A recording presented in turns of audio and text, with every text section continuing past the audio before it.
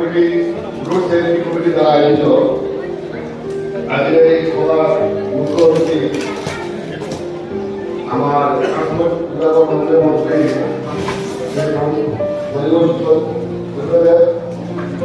উপস্থিত জেলার আরেক আলোচনা আমার ভারতীয় জনতা বাহিনীর